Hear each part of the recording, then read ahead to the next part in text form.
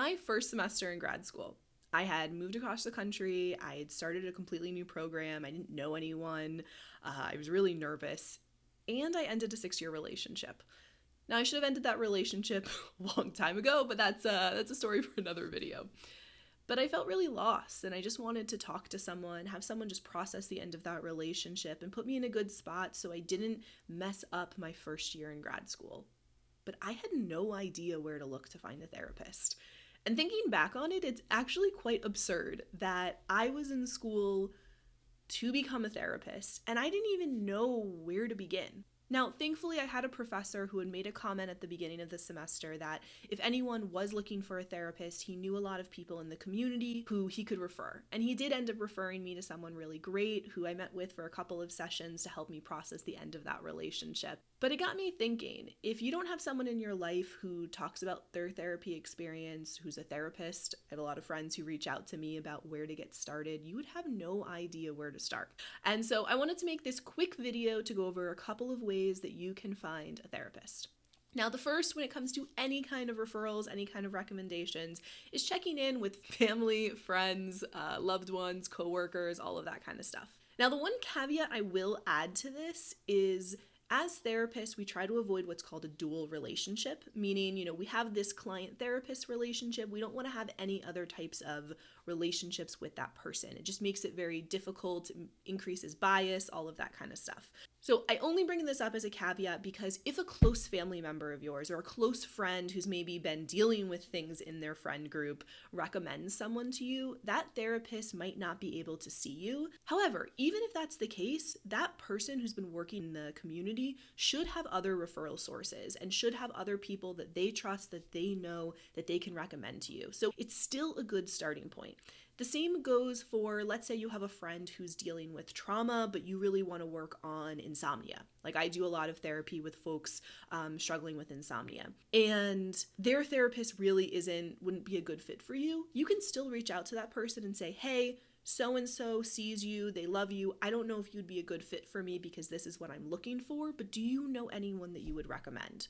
And usually they do know someone. Bouncing off of that, the second person that I would reach out to is your family doctor or any type of healthcare professional that you have regular contact with. They often will refer people to therapists. They might have a list of different therapists in their head that they really like. They often get those therapists because clients go out, find a therapist they like, and then share that information with their doctors. Now, the third way that you can find a therapist is the way that people find therapists most often is through online directories. So there are a number of online directories where therapists pay amount of money to be listed on that directory. The directory verifies their license information, so you know that this person is legit. It is a very easy way to contact them and get all of their information, what their fees are, if they take insurance, how often you can see them, are they in person or virtual? For example, I only do virtual therapy.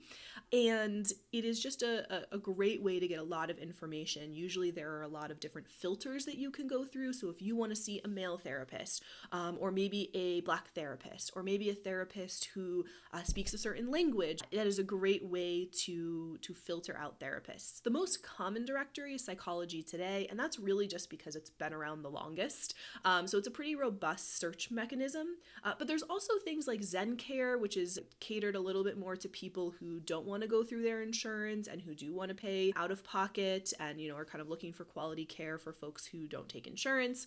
Myself, and something like Therapy Den, which is a great option. I really like Therapy Den because it does it has a lot more filters that are specific to what your certain experiences are or what the experiences of a therapist are. They also have a lot of information around sliding scale fees. So if cost is a big factor for you, if your insurance doesn't cover it or you don't want to go through your insurance or you don't have insurance, they will oftentimes have a lot of therapists who have sliding scale fees. So basically they will slide down their rate to best fit someone's financial situation. So those are really good options. That's how I found my my current therapist. Now, option number 4, if you live in a town that has a local university that has a graduate level, so master's, PhD, PsyD, doctorate level graduate program in counseling psychology, clinical psychology, they often have in-training programs. Now, these programs are different than the university's counseling center. The counseling center is specifically for students of the university.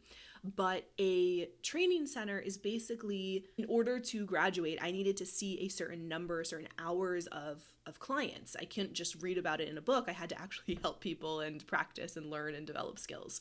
Now, some people are a little bit weirded out by this. Oh, I don't want someone who's new or inexperienced, but there's a broad range. I mean, when I had my master's degree, I had been seeing clients for a couple of years. I was working in my training clinic as I was working towards my PhD. So there are people of different experiences. Those folks are supervised. They're also in courses, in groups where they're reviewing their work and making sure they're doing everything they can to provide you the best care. So I wouldn't necessarily say that just because someone is in a training program that they aren't able to provide you quality care. And my final bonus strategy is, if you are a resident of California, if you are physically located in California where I am licensed and you think we might be a good fit, please use the link in the description below to reach out, or I'll put it right here.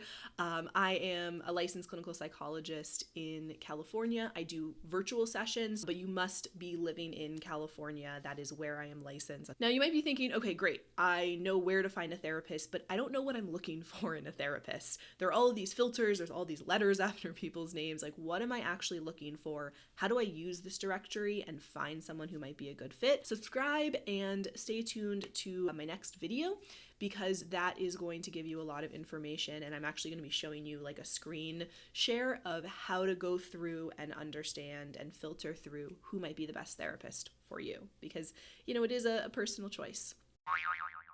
This is part 2 of where to find a therapist, because my eyes were not going in the right place the first time. Whoops. Or actions. There. Knocked over the microphone. I'm killing it.